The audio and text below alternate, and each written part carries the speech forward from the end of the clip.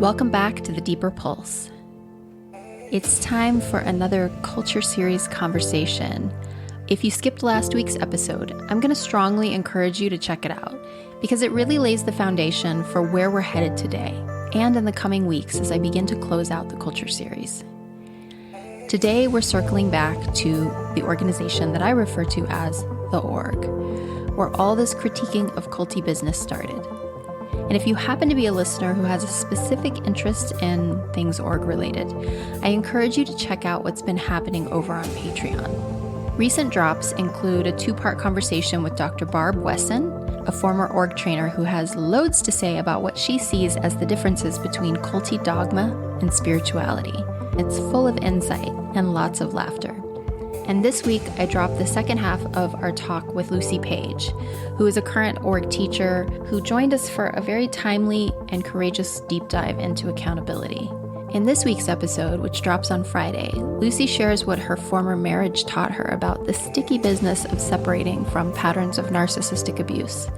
You can check that out and more at patreon.com/thedeeperpulse. Okay, let's keep things moving.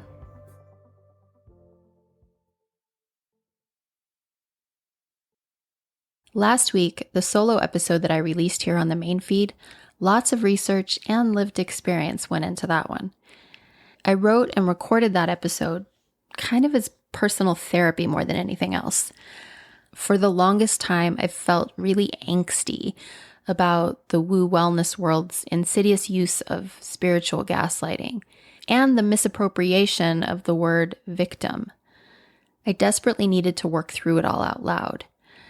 So that's what I did, and it's my hope that some of you found value in it as well.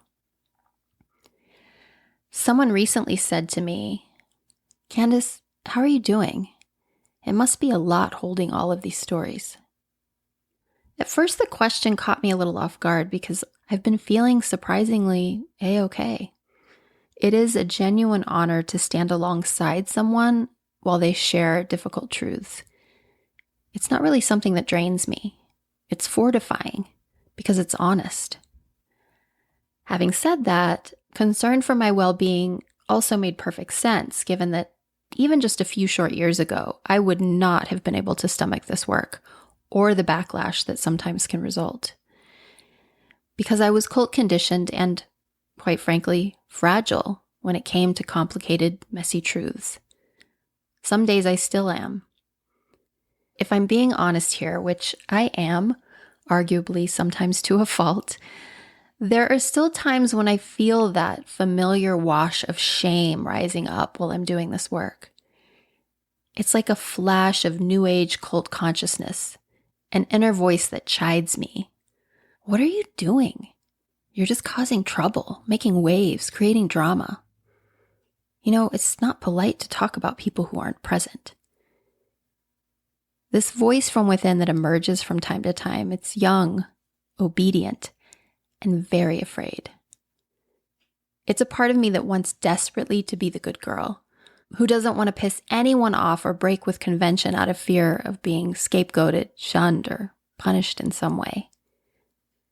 I love that little one inside of me, and fortunately, she's no longer the one calling the shots here. I'm finally learning that it's okay, and at times much more honest, to be a little bit impolite. Not only behind closed doors in secret, but out in the open. Sometimes what we would call gossip is just us sharing with one another that harm is happening. Where is it safe for me to lean in, and who is it best to avoid? These are things we need to know, that we need to say out loud. And also, I feel A-okay talking about and hearing about people who are unwilling to truly listen when others speak directly to them. Interesting side note, to be polite is, etymologically speaking, to be polished. And polish, it's a great way to shine up the surface of things. I've done the polished persona for much of my life, and now I'm more interested in getting underneath. So yeah, sometimes I feel guilty that People are being outed through the telling of these stories. But I must circle back to a quote I used in the very first episode of this series, because it's once again suitable to the occasion. It's Anne Lamott who says, "You own everything that happened to you. Tell your stories. If people wanted you to write warmly about them, they should have behaved better." The Culture series started a year ago, with episode 32 and then 33, where I share the personal story that inspired the series. I spoke about more than one culty experience in my life, but I spent a good chunk of time sharing about my time working for a mind-body fitness company that I refer to as the Org. My friend and former Org trainer, Tracy Stamper, then joined me on the pod. We spent a few episodes on her story, cult recovering out loud and in real time with you as our witnesses. A few months later, I invited another former Org staffer to join us. In January, Jamuna Benedict shared what it was like growing up in the Hare Krishnas, and how her childhood had in many ways primed her for an influential role at the Org, where she worked as an executive team leader and inadvertent cult dynamic enabler. See episodes 44 and 45 to hear her story. But this was never meant to be a series about one practice or a singular group of people, which is why I featured so many other voices. World-renowned cult expert Janja Lalich, an interview with NXIVM survivors and stars of the vow, Sarah Edmondson and Nippy Ames, a multi-generational perspective on Christian fundamentalism, multiple episodes on the MLM and coaching industries, a peek inside of the troubled teen industry, modern yoga trainings, and even the mixed bag world of 12-step recovery. And that's not even everything. It's been a lot, and I've learned a ton. And I mention it because it's in stepping outside of my usual silos of wellness culture influence that I've been able to see it all so much more clearly, to make sense of my Org experiences all those many years ago. But we can't speak about the Org in the past tense, because it's still operational. And in addition to hearing from many, many dozens who have left or were expelled from the practice, I also every so often hear from current Org affiliates, teachers who are grieving while still in, pained by all that has been unearthed in this series. They, like so many of us on the outside, are struggling to reconcile the good with stories that reveal a very long history of power over abuse. And I want to say to any of you out there who are still a part of the Org, who are listening, I'm so sorry. I really know and understand the pain that you're feeling. And just today, I witnessed two former trainers who have both been out for a number of years, shedding tears as they still grieve the loss of a community, a culture, and a dream. And I'm pretty sure that there's many out there who wish that we would just shut the hell up already. That we'd stop jeopardizing the brand for the sake of a few sad stories. I really wish that it were that simple. Because there's more than a few, and the numbers keep stacking up. In a recent group thread, a wise friend of mine wrote the following words while walking through all the feels and her own devastation around it all.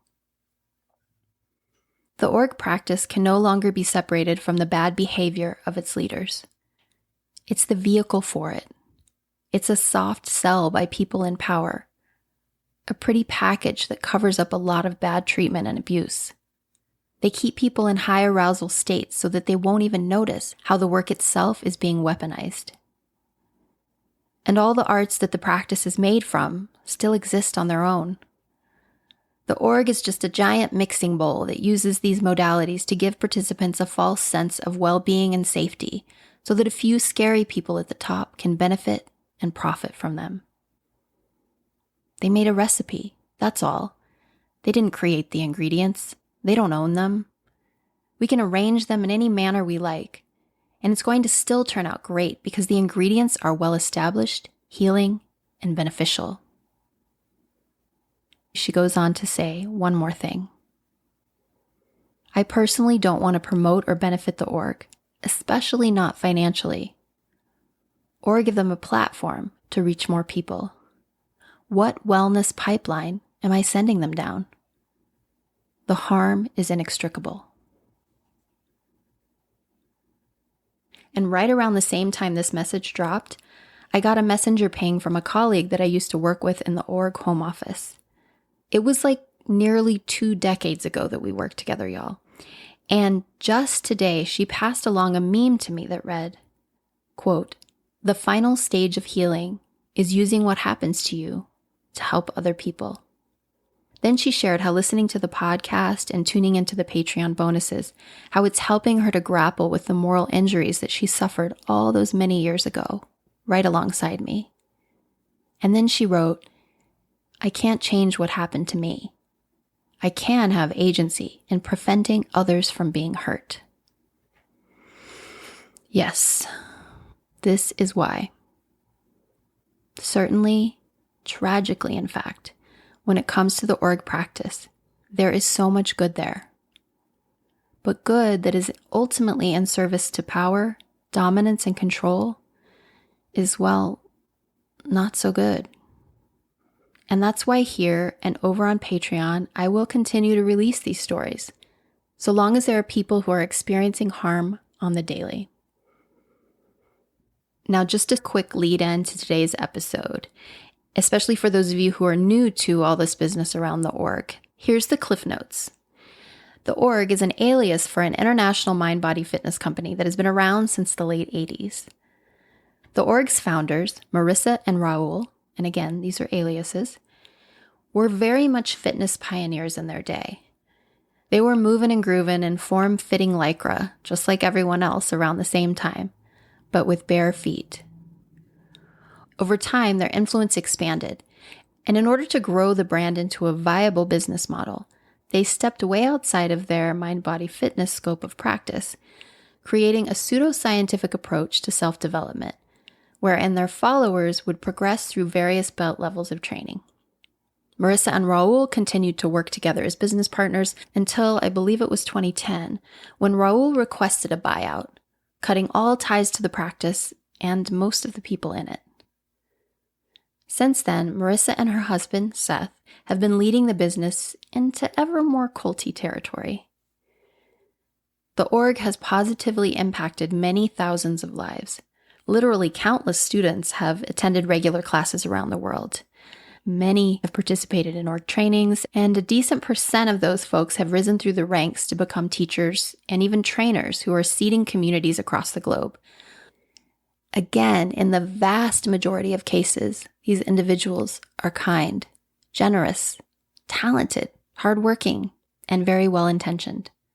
There's a whole hell of a lot of org leaders out there who aren't hurting anyone, who are doing good work and doing their best to steer clear from all the noise at the center. But even so, that's so much easier said than done. For nearly 4 decades, org leadership has been shielded from consequences surrounding their power plays and their shady business practices. And in recent years, Marissa in particular is continually given the benefit of the doubt and protection, while those who are suffering under her rule are gaslit and silenced, publicly shamed and verbally attacked. Again, this isn't in the past. All of this is continually happening. And I gotta say, my blood still runs a little bit cold when I think about how she's gonna react and lash out at the people around her after the rollout of yet another episode. Those loyal to the org will say that this podcast is nothing but a hack job, a project led by a few disgruntled defectors who are stuck in victimhood, seeking sour grape vengeance for offenses that are entirely self-fabricated. And from where I sit, 16 years after leaving the practice, I can still sort of feel the buzz of the hive from here. And you know what? I probably would have given up on telling these stories were it not for the many dozens of messages that I've received from others who have stories that not only validate my concerns, but offer evidence that things have only been getting progressively worse over the years. And there may even be folks who want to, but are naturally terrified to reach out to me because I'm the #1 social pariah of the practice. I don't particularly enjoy being disliked. It's not an easy thing for any lifelong people pleaser like me. But there's no turning back now. So here we are yet again, with another call for accountability. Today's episode is another turning point in the org story because it reveals that this isn't just a problem at the home office. It's a cult dynamic contagion that has rippled out into communities far and wide. Communities that, while well-intentioned, have inadvertently replicated Marissa's style of movement, talk, dress, and leadership, reinforcing a top-down hierarchy that rewards obedience and shuns anyone who refuses to play the game. And very often, but certainly not always, trainers in these regionally recognized org communities have pledged their allegiance to Marissa and her ways because, well, they have to if they want to keep their trainer status. Status that they have, by the way, paid thousands of dollars to earn. It can all be stripped away on a whim. If you refuse to conform, you lose your community and your livelihood. And because the org has trained far more trainers than there's a demand for, even the most gracious and collaborative among them feel that they really have no choice but to compete for territory, for trainees, and for Marissa's favor. At the highest levels, it's a very messy culture, and it isn't at all easy to walk away from it. Which is why we mostly hear from people who were cast out involuntarily. I know this is quite a recap, but I'm sharing it all with you to set the stage for how it is that these dynamics continue to ripple outward. My guest today is here to shed some light on all of this. It was early on in August of last year, only a few weeks into the launch of the series, when Mark and his partner David joined us in our private After the Org Facebook group. I remembered Tracy's delight when she saw their names pop up. She knew Mark Frossard from her days with the org, and she quickly gave me an overview, expressing how loved he had been in the larger community, and also how confusing it was when, in 2021, after nearly a decade of running one of the most successful org studios in the world, Mark suddenly stepped away, not only from his role as a studio owner, but from the practice entirely. And as per usual, mum was the word. Nobody knew what had gone down. Mark first shared his story with each of us privately, and then I asked if he thought it would serve his healing process to share it publicly. He said yes. And I'm featuring his story here on the main feed because of the uniqueness of his experience, and because I feel very strongly that his voice is important to this much larger conversation. Mark's experience demonstrates not only what's troubling about the org itself, but about how the hierarchy passes down a legacy of dysfunction. Dysfunction that plays itself out in one-on-one relationships and within entire communities. Tracy joins the pod once again, and in part one, Mark shares with us how he first discovered the org, and soon after became a majority owner of a regional studio that hosted students, teachers, and trainers from all across the globe. He lays the foundation for a painful story, and how and why it came to be that he'd eventually walk away from it all, heartbroken and empty-handed.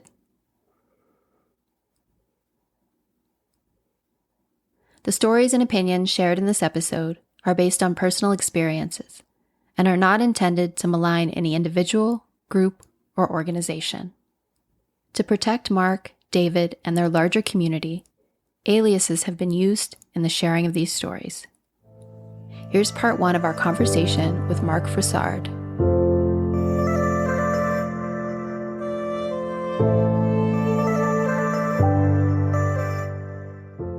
I apologize for my tardiness. Thank you for waiting for me. You're worth the wait, Candace. Absolutely. Aw, you're so sweet. Mark, it is so exciting to have you here with us. How are you feeling today coming into this conversation? Feeling pretty good. I'm glad to be here to share my story and hopefully inspire other people to share their stories and relate. Mm-hmm. Yeah. Well, I know Tracy and I have had the benefit of getting to know you over the last few months better. I think you and Tracy knew each other, right? Mm-hmm. Already, but I've had the pleasure of getting to know you and your partner, David, and I just can't thank you enough for your willingness, your bravery to show up here with us today, to give us a whole different vantage point in terms of the dynamics we've talked about prior, and then mostly to give you an opportunity to break the silence, really, that you've been holding for so long. And I just want to emphasize what good company you're in terms of all the feels you might be having coming into this. Yeah, I hope that this feels like a safe space for you to show up today. Absolutely. Thank you. Thank you for having me. Of course. So let's start with the way that you and Tracy know each other. We just met through the series, you and I, Mark. But how did the two of you get to know one another in the past? So I grew up in St. Louis, and Tracy was Cardinals. a trainer there. And I was going back to visit my family and asked if I could teach a couple classes there. And Tracy graciously hosted me a couple times. And I would love to add to that that we're going back at least 10 years, I believe. Yeah.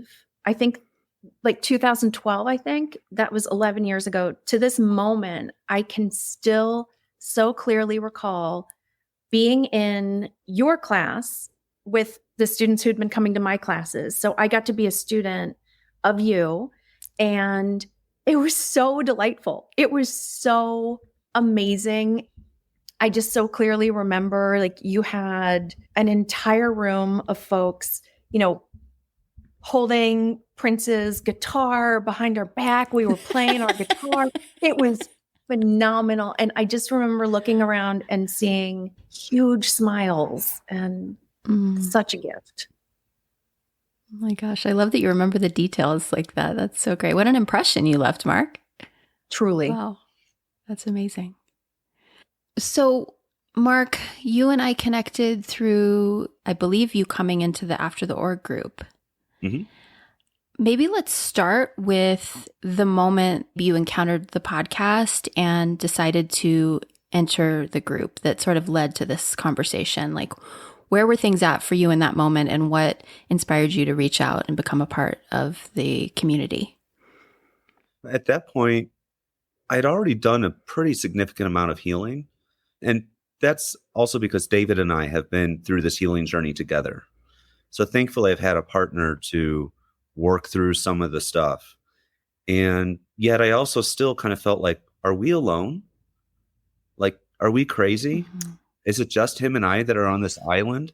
And so when I came across it, I was like, oh my gosh, there are so many stories out there. And it felt great to connect with other people and to realize that there was a lot of similar things happening that both him and I experienced, and that it wasn't just an isolated event, that it's actually something that's been happening for decades. I mean, Candace, I didn't know you at all, and you were out before I even started. And when I heard your story, I was like, whoa, this is the same thing. And that's a decade before I even joined. And so it gave me a sense of comfort. And that's partially why I'm here today. I think it's important to share our stories, no matter what generation or iteration of the org that we're in, for people to see the common threads so that they don't feel alone. Yeah. Beautifully said. That purpose, that commonality of purpose that really is at the core of the podcast in its entirety, not just the culture series, but around being unsilenced, being able to self-express as we are. And I think what's really fascinating about your story, which we'll get into here in a moment, is the way that shows up within a community and how that impacts a community. Because we've heard a lot of stories we've heard a number of stories. Those of us who are in the Patreon community have heard more stories of people who were formerly involved with the org. And a lot of those stories are about interactions with headquarters, with the epicenter, with the core of the business in Portland. And we've heard many stories about these micro communities where these dynamics are functioning as well. And really, part of why I feel like your story is so important is because it really speaks to the systemic nature of these dynamics and the way that they're sort of acted out in smaller communities. And so in terms of your purpose here, Mark, one of the things when we spoke before, you, Tracy, and I, within the community, that you're going to talk about, there's a lot of people that surround you that don't know what happened. Is that accurate to say? Yes. And is that part of your purpose for being here today, to sort of fill in those blanks? Because that's kind of an awkward thing to be walking through the world, like the world in your most immediate sphere, and to be carrying this silence. Yeah. I wasn't really allowed to say why I was leaving. And we can go into that later, but I was under a non-disclosure agreement that silenced me. And so I left the community, and there's a lot of members out there who have heard rumors and stories, and they're trying to piece together what happened, and they don't know. And so that is Yeah. part of my reason for being here today, is an opportunity to speak to those who don't know and tell my side finally, since I wasn't able to back then. Yeah. Well, thank you for that. It's a great service to all of us when we're not left wondering and filling in those blanks ourselves. Yes.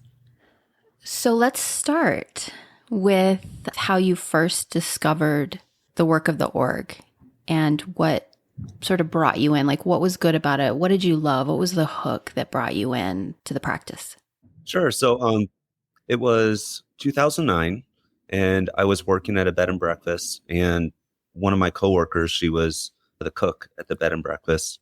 She had told me about a dance studio she just opened, and she knew I loved to dance and loved to move, and said, I want you to paint murals for me. I'm an artist. That's, other than dancing, my passion is art. And she said, I really think you would enjoy this. And if you would paint the windows for me, paint a mural, I will give you classes for free forever. And I was like, okay, great. I can do that. Mm-hmm. At that point, I was not very physically active. I was pretty overweight, and, I was not in the best place. So when I stepped into this, I was like, you know what? This is what I need to ignite me, a combination of two of my passions. And that's how it got started. And I love this person who opened the studio. She was one of the kindest, and still is one of the kindest human beings. So I felt safe with her. And I felt safe with her invitation into this. She was not a trainer. She was not a person that was in the upper echelons. She was just a normal, down-to-earth person who loved to dance also, and thought I would too. I think I took my first class. It was Martin Luther King Day of 2010. And at what point did you decide, hey, I want to be a facilitator of this practice? So I took my first training in December of 2011, and I wasn't sure if I wanted to lead classes or not during the training. And then shortly afterwards, I was like, well, yeah, I think I would. I think I have something to share. And there weren't any other men other than a sprinkle here or there. And I thought, I think there needs to be a male voice to this practice. I feel like that would be valuable for men and women to dance together and learn from each other and share space together. And so that inspired me to step into that. And so you do the first level of training. And at what point during that process did you decide you wanted to run a studio? And how did that come about? So it was a really unique situation. The person who brought me in, who I was my coworker, had some life changes going on, and she was going to be moving away. The other person, who was an actual trainer, was also going through some things and was going to be moving away. And the studio was losing money rapidly. So it was a make or break moment of, we're either closing the doors or we're finding new owners. And at that point, I had been a teacher for about a year and a half. I wasn't necessarily satisfied in the job I was in. And so when the opportunity presented itself, I was curious, like, I don't know if I can do this or not. But as a group of teachers and community members, we would get together frequently to talk about, like, we've got a couple months to make a decision here if we keep this thing going or not. So Mickey wasn't initially interested in being an owner. And there was one meeting in particular where, when I said that I would be interested in doing that, she expressed interest. And she said, I want to be Mark's partner.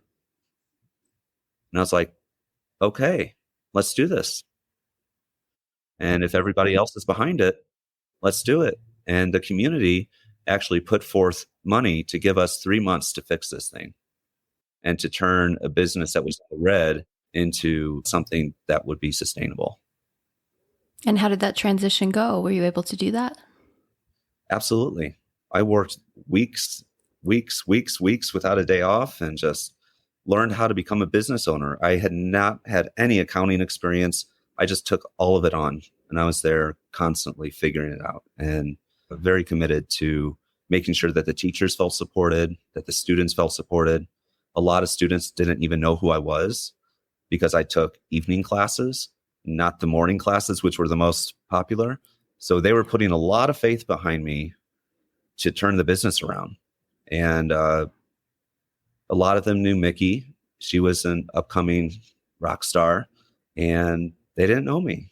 But I was very grateful that they gave me that opportunity. Yeah.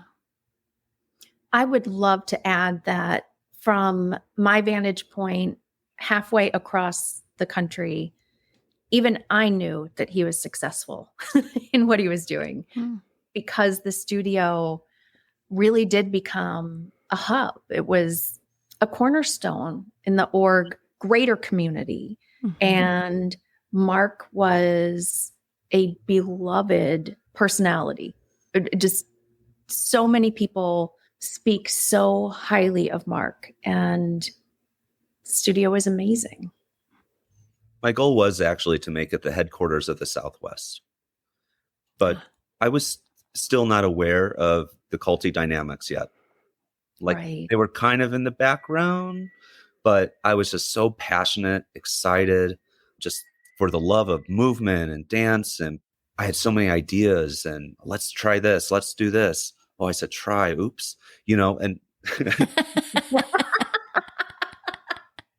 louder for those in back. Let's try this. Circle back to the intro to 58 if you don't know what the significance of that is, y'all. Oh my gosh, that's great. So speaking of red flags, there's the things we learn to see. I just am getting this hit right now. There's sort of the things that we're indoctrinated to see as red flags, which I think in some ways are smoke screens for the actual red flags. They're like, don't look over here. Monitor your language instead, right? When it comes to the red flags, because not to be a spoiler here, but like where this conversation is going to go, there's a relationship that's kind of at the core of it between you and Mickey. And I'm curious, like in the beginning of that relationship, when you first became business partners, were there red flags, or was the relationship, like how was the relationship in the beginning? And was it something that evolved or devolved, I should say, or were there red flags from the get-go for you when you look back? Not at the beginning, no. It was a very trainer-student based relationship. And I actually did not know Mickey very well on a personal level. And so I was actually very honored that she would consider being my business partner in this. And she had, like I said, she was becoming the rising star. And I was like, wow, we can actually make something happen here. And so the first day that we opened up the studio under our names, she said, we need to get rid of these murals, scrape them off. We got to change the look. So my, whole initiation into this was creating murals and painting the windows. We had huge windows, like it was, 36 feet, by 18 feet, something like that. Wow. So I did. I had 2 other people helping me, and we scraped the paint off the windows. It took about 6 hours. It was January 1st of 2013. And looking back on that, I was destroying my own artwork. I was destroying the reason I even came into this. And at the time, I had very mixed feelings. I was like, I'm doing this to, benefit the business. It's not our look. It's, we're changing the look. We're elevating, kind of thing. Even though I'm destroying my own artwork, which is what brought me there in the first place. Right. It wasn't a red flag at the moment. Looking back, oh yeah. Yeah. And students would ask me, they're like, what happened to your paintings? I was like, we took them down to, change the look. I was the only one running the business. Like, Mm. she took absolutely no interest in any of the financials, any of the marketing. It was all about her classes and her trainings. And so that would be my first red flag where I was like, oh, wait, are we partners or am I just supporting you? Ah, okay. Tell the listeners a little bit about your role and how much you were doing when it comes to sustaining this studio. So I took care of all the finances, like I mentioned, also did all the cleaning, supported all the teachers, did the scheduling. I did all the marketing. I designed the website. I did all the check-ins for classes. I was the first person people would see when they came in the door. And then in addition, taught 8 classes a week. It was pretty much everything. Yeah. And when I say supporting Mickey, once, she really found her way in the limelight, she started traveling a lot all across the world. And so when she would be gone for 2 weeks, there was no one there to support me and the operations. Not that she did much when she was there anyway, but still, it came down to me to make the decisions on things that were, immediate or pressing. And yeah. So Mickey became, and even I know this, I left in 2007, and I've spoken to this before in terms of how far removed I was from everything org related. And I had long ago hidden people from my feed. I didn't unfriend people because I genuinely liked the people. I just needed to not see org things for a while. Yeah. And, every now and then things would eke in because it had been a while since I'd done that. It had been years. And I did start seeing Mickey, and even I knew this was a rising star. I thought, this is the next person that is becoming a face of the brand. And so as that attention started to grow, Mickey started to travel more. Did you notice her interactions with headquarters and with sort of the dynamic of being that rising star? Did it change things for you and at the studio and in your relationship in any way? I felt there was more pressure. I started noticing things like more attention to how do we look? What does our marketing look like? More branding sort of things. And the way the studio was founded was really meant to be like a home and very comfortable, like you could just plop down on the couch before class and have a cup of coffee and talk, like a cafe or something, and then you just jump in. But it started becoming more glamorized and performance-based. And I feel like even with the introduction of their clothing line, that became a thing, more of these clothing shows and let's bring in fancy clothing. And it wasn't my vibe, but I went along with it. Yeah. Well, you would probably were being taught, we were all being taught that was part of how you create success and spread the work, right? Yeah.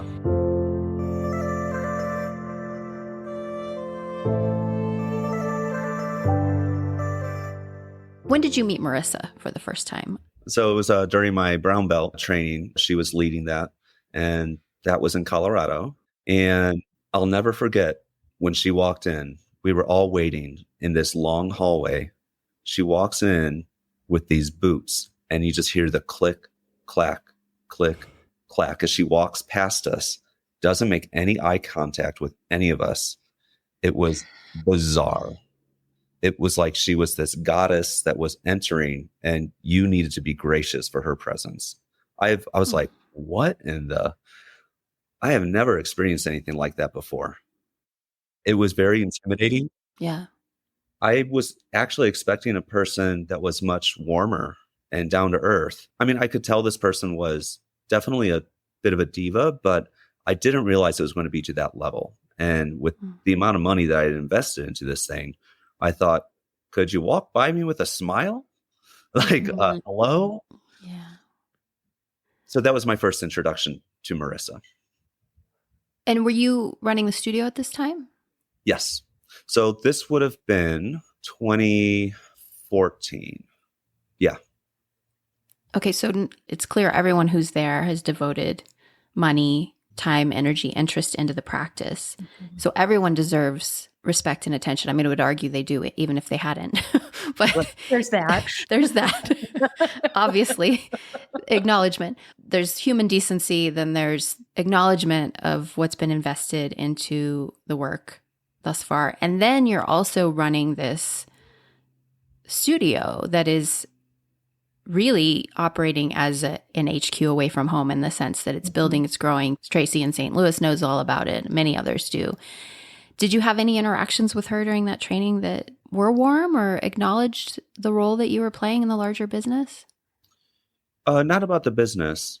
There was an instance where she corrected me on my stances and in front of everyone moved my feet in certain ways and legs. She got down on her hands and knees and started moving my body, saying that I wasn't doing it right.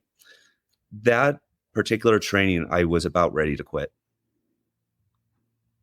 There was another trainer there who I actually adored, who was my second level trainer from Texas. And I was the only man there. And she did a class with 25 women and me, all focused on the mama cell and about reproduction. And I had never left a class before. And that was the first class that I left. And I just went to my room and was just furious. I was like, there's no place for me in this practice if it's only about women. And no offense, of course, to women, but I just did not feel there was a balance there for men to exist in this. And that was very frustrating to me because I'm a huge supporter of women, but I can't relate to the mama cell and reproduction. I just like, it just was unbalanced. Too much going on there that I could not relate to. Yeah. And I remember you saying back when we had chatted before that from the very get-go, you were very aware of being a man in a space often exclusively for women. You were very respectful of that from the very beginning, from your very first training. Yeah, my first training, I did ask the group if they would feel safe with a male teacher. And they were like, oh, yeah, of course. Of course we would. That's what the trainee said. And there was one participant who wasn't a trainer, but she was a teacher at the studio. And she said, why would you even ask that question? And I was like, because I want to be sensitive. Like, I don't want to trigger anyone by being the only man dancing in front of a group of women. That's why I'm asking. And she said, well, that's ridiculous. You need to get over that. And I was like, I don't need to get over it. I'm wanting to be sensitive, just given, the nature of being one of the few men that's in this practice. And, in the org, since I came in after Raul, at that time, there weren't any male role models. All the videos were, women leaders, which is fine. However, that's why I had the question of like, if I'm going to step in as a male role model, and I'm not Raul, I have a very different way of leading. I just want to make sure I'm being sensitive. And am I invited to the table or not? Like, I don't know. Yeah. Thank you for that sensitivity. I'm grateful for men who walk through the world with that sensitivity. Yeah, absolutely. Yeah, I feel like I would be remiss to not ask the question here. You being a man in this culture where it's primarily occupied by women, led by women at this point, especially since Raul has left, there is, how do I say this? Like, there is an idea about quote unquote femininity and womanhood that pervades the org culture, which is very, very limited. And in my mind, in some ways, very patriarchal. In the way that femininity is embodied and the way that it is sort of assigned to womanhood and, just all the things that I feel like these new generations are cracking open in terms of providing us new language about gender fluidity and the expression of our sexuality and all of that. Even our womanhood, like I would argue in the room of all women, let's just say in that class about the mother cell, there are women who, I'm going to raise my hand here, you start talking about reproductivity and like women's cell and like being a mama, like that doesn't resonate with me. Yeah. Like, so there's a lot of assumptions. Right. Exactly. Which is ironic because we're not supposed to make assumptions. But I mean, in that class, I did witness that there was a lot of people that were uncomfortable, and there was this expectation Yeah, of, you are a woman, so you should relate to this. I saw that's right. faces that also were like mine of like, what in the hell is happening right now? I just want to dance to the Mhm. music and have fun. Right. Right. Yeah.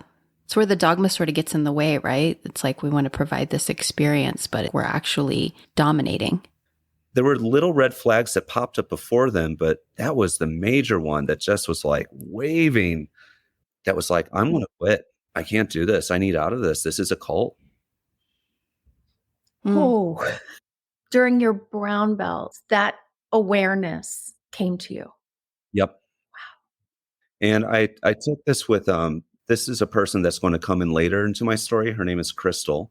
And we traveled to that training together.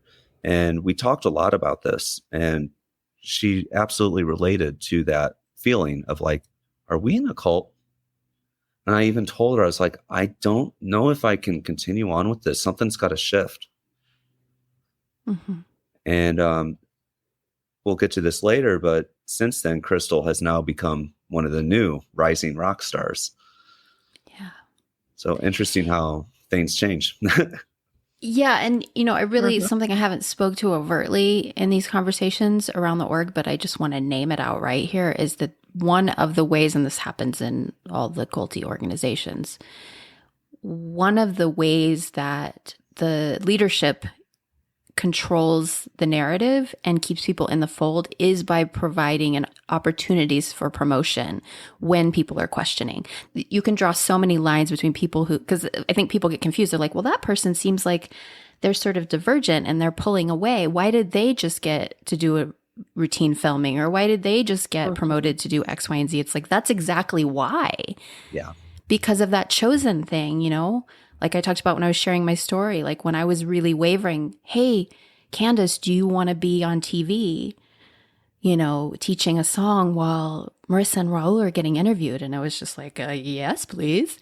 Right. And the It blinders worked like a go charm. on. So yeah, I'm saying this not to judge those people. I 100% took the bait, hook, line, and sinker. Like it works. And so just to say it doesn't surprise me. It saddens me when it happens, but it doesn't surprise me at all because I've been there. And yeah.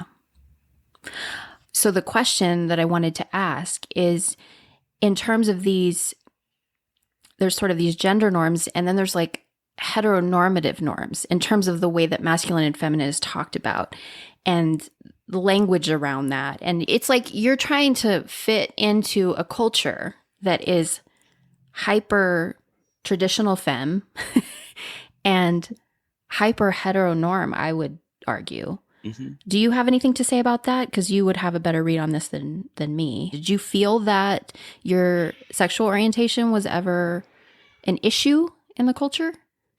Or was it celebrated? I did not feel it was an issue. I felt more like actually my gender was an issue. Mm. Interesting. To segue into the previous story about the mama cell thing, I approached the particular trainer and asked if she would be willing for me to also host events for men at my studio, since it was sort of her proprietary thing that she did. And I just wanted to honor that in that I felt torn. On one hand, I was like, wow, she's doing this. This is really cool. She's giving a voice to the men in this practice. And yet here I just took the worst class of all because it was focused on women and reproductive stuff. And I walked out. I'm like, so it was very Right. a weird place to be in, when we talk about gender. And so I asked if she would be open to that. And she said, absolutely. She said, please do. And maybe we can collaborate. And that's what hooked me back in, actually. I was like, oh, I've got an opportunity here. And I've got the blessing to do that opportunity. Mhm. And that's when I started leading events that were male teachers that were mostly the only man in their, community. And so it was cool in that it was a way for us men to get together and bond and share our stories, but also be in harmony with women. And the women loved it, the men loved it, and it was like, wow, it was like my dream, men and women dancing together and finding what we all bring to the table. And then it also started opening up the conversation, like you were mentioning, Candace, about gender and identity and gender. And it became a really beautiful thing. It's something that I'm still actually very proud of. You know, despite the stuff that is not so pretty, I will forever be very proud of those opportunities and meeting some of those incredible people and being able to foster that. Beautiful. And that's also what keeps us in. Yeah. Right? It's like you have this experience where you're like, I don't know about this. And then, yeah, the opportunity is a hook in a way, but then it opens the door to a deeper connection and a more intimate experience of, and of course I don't know if you did, but I always gave the credit to the practice. Look what the practice is doing for me now. Right? Yeah. But I love that you have this, I mean, it's bittersweet, honestly, that you have this studio space that is a home away from home. It sounds like you're spending maybe more time there than at home, that you're nurturing, that you're providing these opportunities for yourself and others. When did things start to shift in terms of you being in a place of this feels really nurturing and this feels right, to starting, you know, there were the little red flags we talked about, but when did things really start to shift for you and you really felt into the discomfort and noticed it? I think some of the first major shifts were when I did my black belt training, which was 2017 or 18, I can't remember, and went to headquarters for that. And Marissa was leading that. And I actually traveled with Mickey to that. And there were a few other teachers at the studio who went to that. So there was a big contingent of us from the studio there. And the first night before the training even began, Mickey and I were talking. And I said, you know, I really still feel like there's a lack of representation of diversity. Like I was looking at all the pictures in the studio and I'm like, I don't see any people of color. I don't see any different body shapes. I don't see any men. I was just like, it just kind of bugs me. And I really hope that what I'm doing with these events with elevating male teachers, that something helps with teachers of color, teachers of different body shapes. And this was all at dinner with a group of like 20 people. And she starts berating me, Mickey. And she says, Mark, me and Marissa are masculine. We can hold down the masculine thing. So you don't need to worry about that. And I was like, no, you're missing the point. That's not what I'm talking about. It just was very confusing. And that night before the training, I remember the group of us went to like a supermarket or something to pick up supplies. And she just kept berating me. And I just burst into tears in the parking lot. And, you know, kind of like the ugly cry where you can't even keep your breath. Yeah. And so that was like, oh my gosh, this is my partner talking to me this way. And it just felt so abusive. And so then going through the whole training with her, and, you know, at this point, our studio had become pretty recognized. And I had become pretty recognized myself. And yeah, so just lots of things started spiraling from there. Yeah. Do you feel like, and I'm asking this not to pick on any one individual, just to sort of help illustrate the dynamics a little bit and how this can happen. Do you feel like Mickey's proximity to power, to Marissa, to that degree of influence, sort of shifted and emboldened her in terms of the way she was treating you? Like, was there an evolution there, or am I making that up? Oh, no, absolutely. Absolutely. I'm not the only one that she treated like this. I mean, there were so many cases even before this that should have been red flags for me, but I just overlooked. I just turned the other way. Yeah. And if any of those people are listening, I want to apologize to them for overlooking what was happening. And it happened numerous times where she spoke to students in the same way. And it's really embarrassing to say, but I turned a blind eye until I realized it was happening to me. Yeah. I know that that's a hard truth to sit with, and I just want to say that it's very common. I think a lot of us have felt that way. Yeah. For sure. And, which brings me to a piece I want to make sure we speak to. And, we're kind of bouncing around in terms of the story, but this is what it is. It's a big tangled knot of experiences that we're kind of picking apart as we speak. But I think that the reason why we enable such dynamics is because of the way they're normalized in the culture. And it makes me think about, the body policing, like, Marissa getting down and moving your feet around, touching your body, probably without your consent. I really doubt that she asked your permission to do that. Correct. Right. The body shaming that happens in the name of our personal growth. So that culture where we're being policed around our expression, we're being policed around the way we're moving, the image that we're portraying, when that's normalized, then I think we just kind of go into a submissive state because entrainment with the group, because co-regulation, because it's what everyone else is doing. But also, what power do I have here? Which is kind of what is going to bring us into the next part of your story, because what's interesting about your dynamic with Mickey is that you were her student, she was your trainer, but then you were also equals. Mm-hmm. Mm-hmm. I mean, you're equals all around, but I'm just speaking in terms of the dynamics. You were equals in terms of partnership in the studio.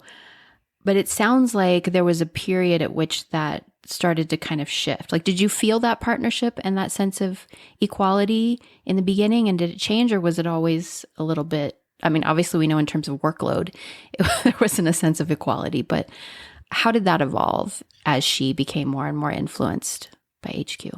I think I always felt she was really good at always making me feel supported. So she would go away for a couple weeks and then come back with a gift, and then go away and come back with a gift. And so I didn't realize it at the moment, actually. And it would be this kind of like, why didn't you tell me all this stuff happened? You could have emailed me while I was away. And I'm like, I did email you. You never responded. Well, I was at a training. Right. But here's a pretty bracelet. And I love you. And thank you for taking care of everything. So it was this thing. And I just was like so wrapped up in all of it that I didn't realize that this was a pattern that kept happening. Mm-hmm. Yeah. The gaslighting, the love bombing. Mm-hmm. It's easy to see retrospectively, but when you're in it, not so much. Right.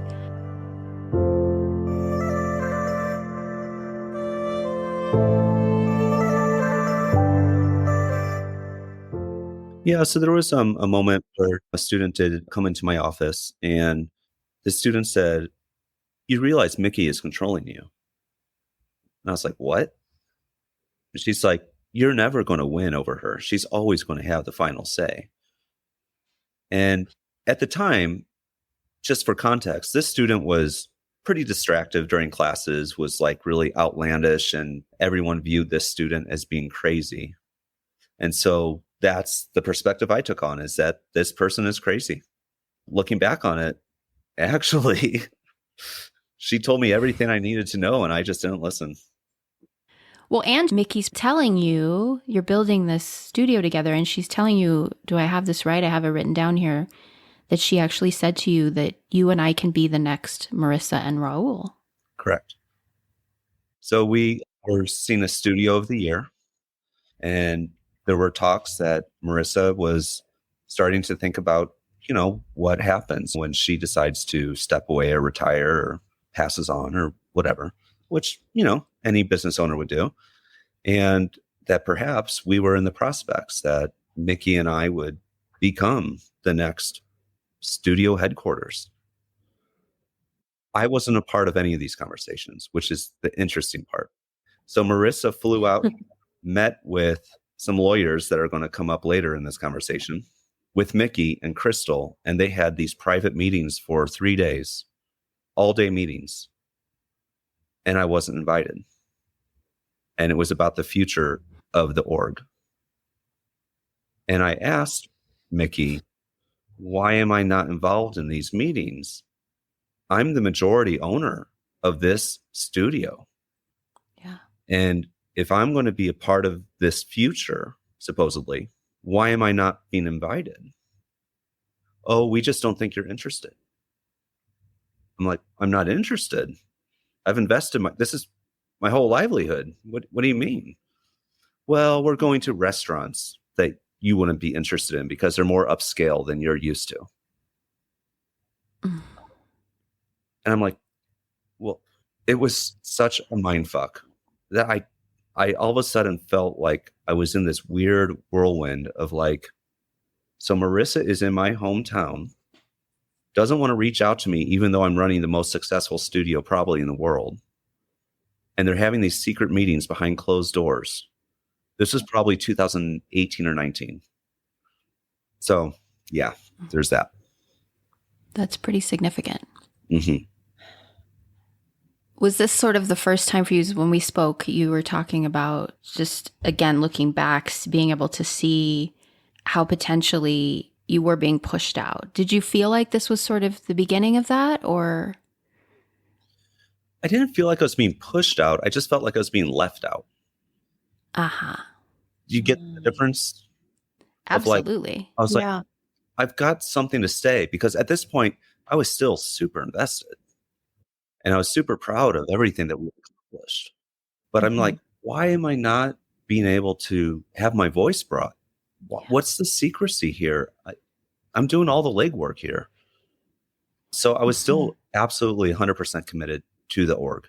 I just didn't understand why, with the amount of work I had put into it, that I couldn't be in these secret meetings. It just made no sense. She brings up at one point that she has a private investor and that this investor is going to essentially give us everything we need for us to get to the top. I ask who this investor is. I can't know. I'm like, but yet again, we're business partners. Yeah. This is an anonymous donor. And this investor is actually investing in her, not the business. Okay. It was so confusing. I was like, I don't even understand. Oh, so it was articulated that the investor was investing in her, not the business. Yes, particularly in her. That's confusing. Okay. Yeah. So I'm being told I'm going to take you with me, but I have an investor in me. But you can't know who that investor is. So no foundation underneath that plan that you can rest into and feel secure in. Just it's based on hearsay and nebulousness and. I feel like I have to ask this because I'm projecting, and this would have been my experience and maybe it wasn't yours. So I just want to ask it to clarify. Did you at any point start to feel like you were her employee? Because for me, if I heard that, it'd be like the investment's going to be in you, not the studio. Where does that leave me would be a question that would arise for me. Was that happening for you? Not necessarily in those terms, in that, quite honestly, I felt like I could do it without her. I was doing everything anyway. So right. I felt like I'm cleaning the toilets and the showers, the floors every day. I'm supporting all the teachers. I'm doing all the finances. I'm like, I've got this. So whether she's a part of it or not, I'm running the business. So it didn't feel that way necessarily on the business side. However, on the teacher trainer thing that we were talking about earlier, I did always feel like she always wanted to be my trainer. Like she always had to be on a pedestal above me. So we used to co-teach classes together once a week, and she would do things to undermine me. She would show people how to do moves that were more athletic because I wasn't being athletic enough. So she always had this like thing above me. So when you ask, did I feel like her employee? I only did when we were teaching together. Because there was always this like, I'm the trainer, you're the trainee relationship when it came to the Mm-hmm. actual execution of the practice. Does that make sense? It does make sense. It makes perfect sense. So with that in mind, were you invited to be a trainer? Were you interested in being a trainer? Is that a path you wanted to take yourself? My goal was actually always to be a choreographer. That's where my interest was. So I did routine shoots with Mickey and some of the other trainers. Probably in total, I did 6 routine shoots. That was an interesting experience in that Marissa's partner, Seth, always put me in the back and would critique me on my body and my genitalia, shall we say. Oh. Yeah. Wow. Which is why I was put in the back. Because of your genitalia, you were put in the back? They told me I needed to wear certain kinds of underwear, certain kinds of pants, that kind of thing. Wow. And I was like, I'm not trying to show anything off here. I'm just showing up. I mean, it's very strange. And you know what? But it's no different. All the women were treated the same way. Everybody was treated that way. Yeah. My story with that is not unique. I saw it happening to each and every person there with Seth. Routine shoots were very stressful.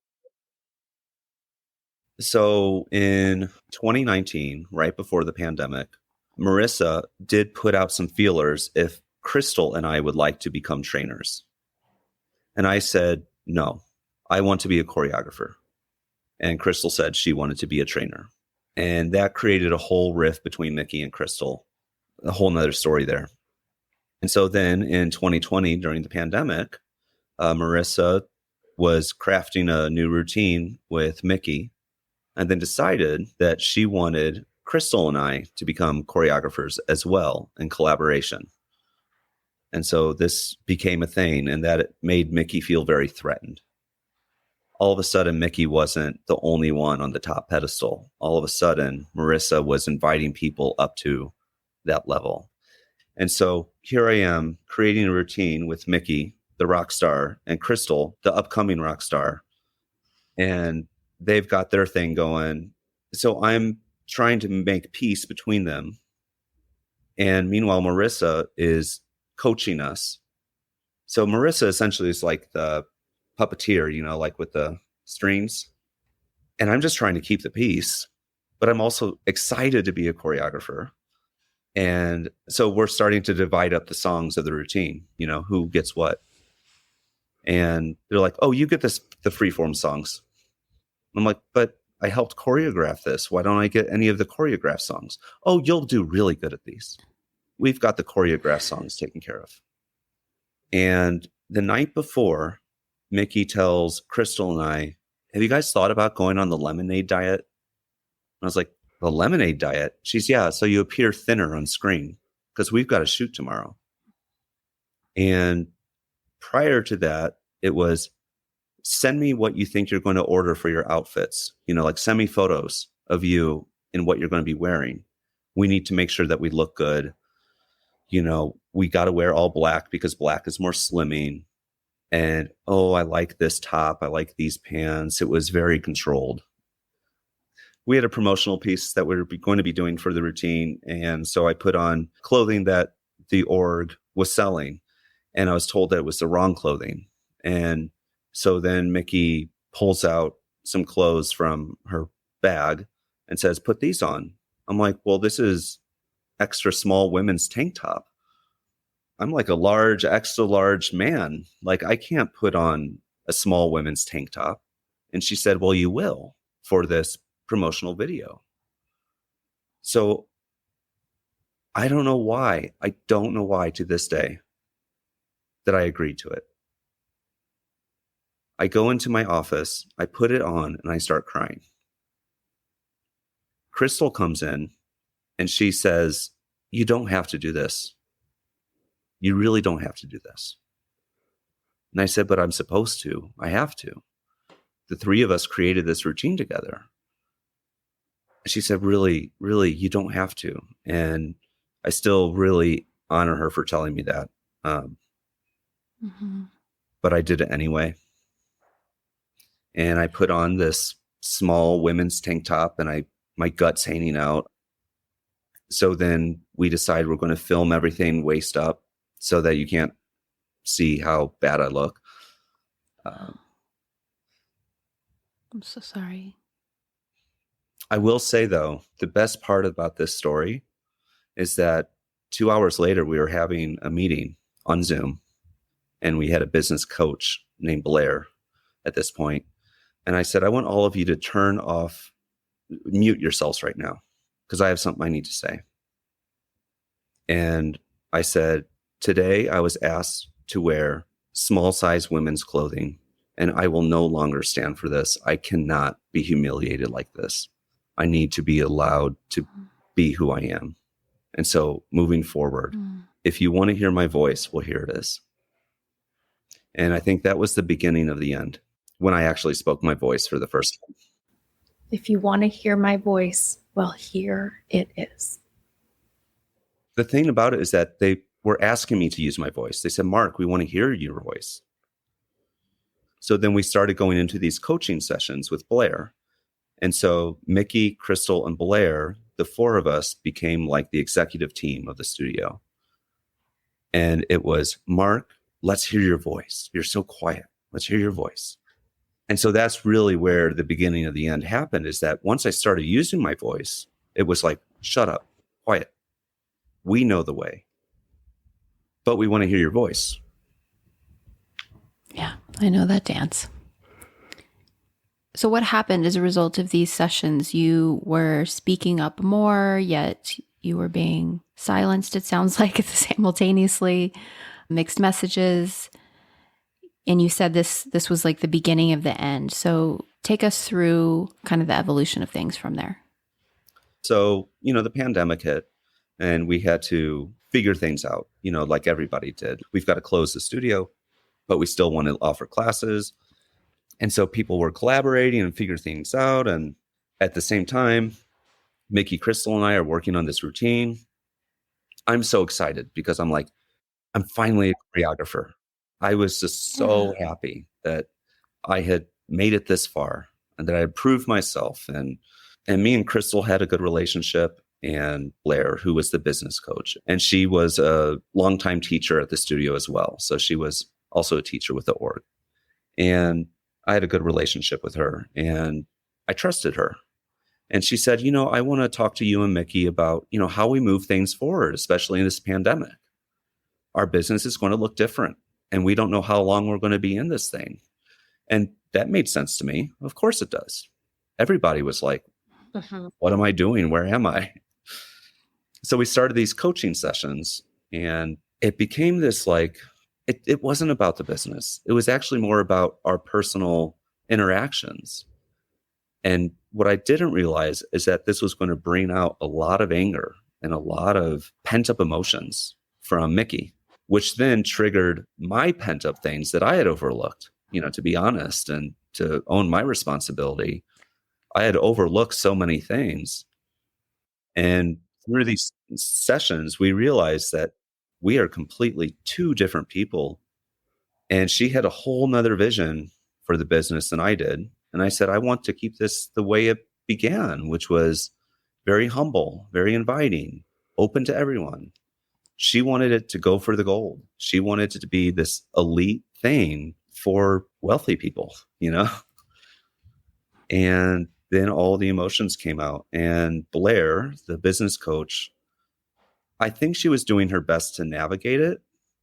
However, I think she also had already chosen her alliance with Mickey, in that she was also involved with Marissa and doing business coaching with Marissa at the same time. Oh, wow. Okay. And 2020 is when I realized, holy shit. It's when it all just came crashing down.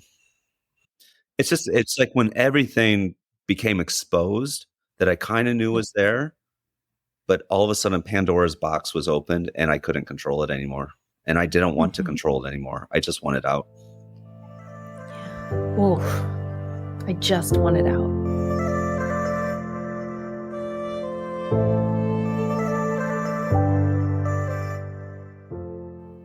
Next week, our conversation with Mark continues. Here's a quick sample. it became crystal clear once I heard that word. And I was like, oh my gosh, I'm being abused. And here, over years, I've been supporting friends through their abusive situations and never saw myself in that light. And it was like a mirror. I was like, oh my gosh. And it is a strong word. It is absolutely a very, very strong word. And once I said it, I felt liberated in that it's like, wow, I actually named it for what it really actually is. And I'm not standing back from this. I hope you'll join us next week for part 2. In the meantime, don't forget to check out the extras over on Patreon. Weekly bonus episodes drop every Friday.